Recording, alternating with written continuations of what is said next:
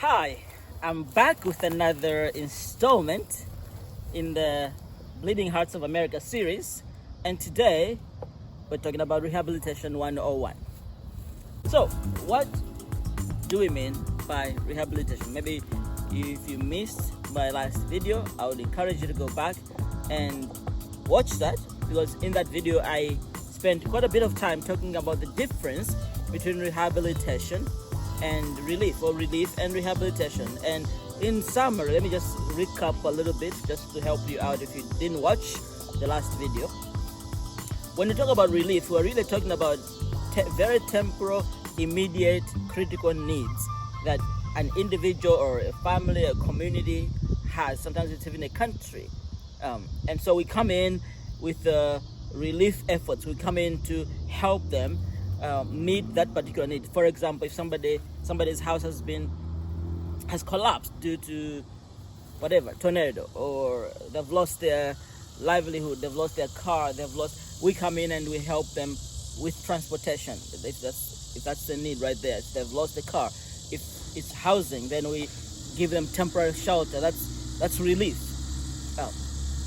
But when we talk about rehabilitation, we're now past the immediate need. We want to take them to a place where they can be self-sufficient, independent, and self-supporting, and be able to go on with life on their own without having to depend on external outside help. And so the goal in all of this really is to preserve the dignity of the person, or the family, or the community, or the nation that you may be ministering to, serving in that context. And there are a number of things we need to consider in rehabilitation, and there's a long list. I don't think I'm going to go through that entire list tonight, but I'm just going to mention a few things and then we'll talk about them. The first thing is you need to do needs analysis. And a needs analysis is basically kind of like, okay, what do these people really need? I kind of mentioned that a little bit last time. You need to identify what the particular needs of that community or individual or whatever context you are serving in, whether it's a school, a nation even. What are the critical needs? What are the perceived needs, and what are the real needs? And you cannot do that on your own. You need to do that in consultation with the people that are in the community, that are part of the community that you are trying to help. Because they're the ones that live there every day. They have the history. They understand what works and what doesn't work. They understand they have a goal. They know what they want to achieve in life. They know what they need to achieve those goals. And so you need to take the time to do the needs analysis. And that requires a lot of patience, because I know there are a lot of people who want instant results. We live in a world where everything seems to be instant messaging, instant this, instant that, instant everything, and we want results quickly. But you need the patience. You need to have the patience to take the time to talk with the community, to talk with the individuals, especially the key people in those communities, and identify what the real needs are. Not what you think they need, but what they see to be their real need on the ground. It takes a lot of patience, but it also takes a lot of humility, because you are basically saying, I don't know what it takes for you to move from point A to point B. And even though I am the one with the resources, I am the one who is sort of the power, so to speak, and I'm the one who is here to help you, I need you to help me find out how to help you. And that is a step that a lot of people also miss, because they think they know better. They think this person needs this kind of house, they need this kind of car, they need to move from here to there, and this is how we're gonna do it. And they come with pre-packaged solutions that won't even work in those particular situations. So take the time to do the needs assessment. Be patient, but also do it humbly. Be humble. Be willing to learn from them, and sometimes be willing to be corrected, because your ideas may not actually be the best ideas. They may have better ideas that will help achieve the goals that you all have come up with together. So once you've done the needs analysis, and you need to begin now breaking down, okay, how are we gonna do this, and what resources are we gonna need? Identify the resources that you're gonna need to meet the needs on the ground. And once you've identified those resources, then it's time now to start gathering those resources. And so that's why, and you need, again, just like I said at the very beginning of this series, even in that, especially in that process of gathering resources, you also need to be extremely careful that you're not just giving them handouts. You're not just throwing money or resources at this community or at this individual because you just want to help them out.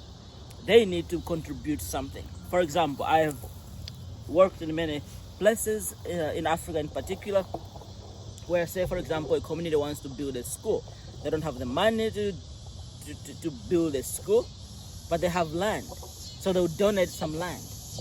They may also have people in the community who know how to build, like they have these technical skills. They're builders, they're bricklayers. There are people in the community that can actually help to haul construction materials like sand, river sand from a nearby river, to bring it so they could use it in their construction to make for making concrete, mixing it with cement.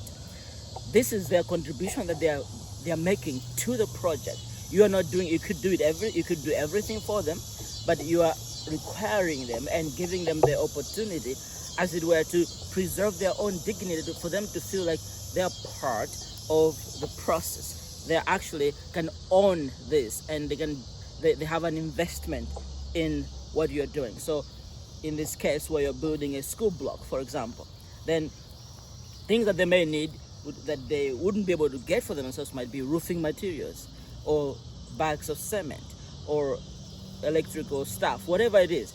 Those things that they cannot do, then you're the one who can now. That is your opportunity. That is your place for you to say, okay, you can do this. You can come this far, and I'll help you go the rest of the way.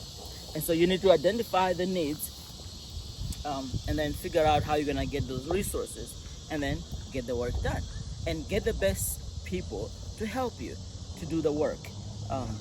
After you've done all this needs analysis, you've identified the needs, you've gathered the resources, and now it's just time to do the work. But also, even when you've done all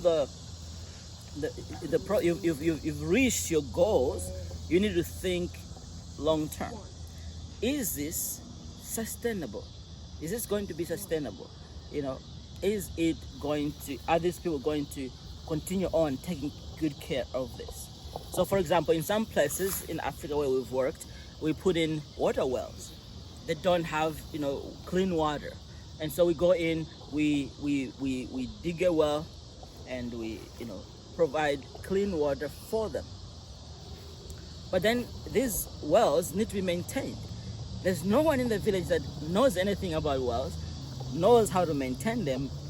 And so then we need to train people from that community to know how to maintain those wells. If it breaks, what happens? There are many places I have seen where people went in and dug so many wells, put pumps on them, and there was clean water in the village for a year. After a year, one by one of those, the pumps began to malfunction, and the people had not been trained how to maintain or repair the wells, the pumps. And so after a year or two, they're back to where they were, and the situation is worse than before, because now you've spent all these thousands of dollars in this community, and you thought that you've actually helped these people. They tested the good water, the clean water, and now they have to go back and start drinking the dirt water again, the unhealthy, unsafe water again, because you did not think about the longevity of this, long-term sustainability of the program that you did. And I've seen this over and over in many villages all across Africa, and we need to. It doesn't have to be that way. We can stop that. We can stop those kind of things from happening by thinking ahead. Okay, what is the long-term sustainability for this project? Is this project sustainable? Are there people in the community who can actually take the responsibility, the initiative to repair these wells, to maintain these wells, because now they've been trained and they know what to do and how to do that. So you need to think about long-term effectiveness, long-term sustainability of every project that you have done. And then once you've done all of that, you can go home and relax and know that you've actually done something that is helpful in the community and people will actually appreciate you. So just a few tips here to help you think through how you can best help people in those kind of situations. I'll come back probably next week with more tips on how to actually do effective rehabilitation project in a community or even for an individual. All right, God bless you. See you next time.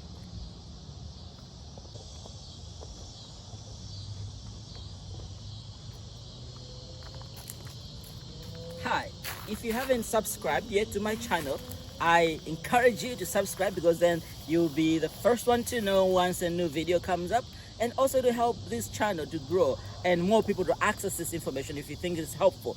And so I encourage you to subscribe to this channel and also share it with your friends. God bless you. Thank you.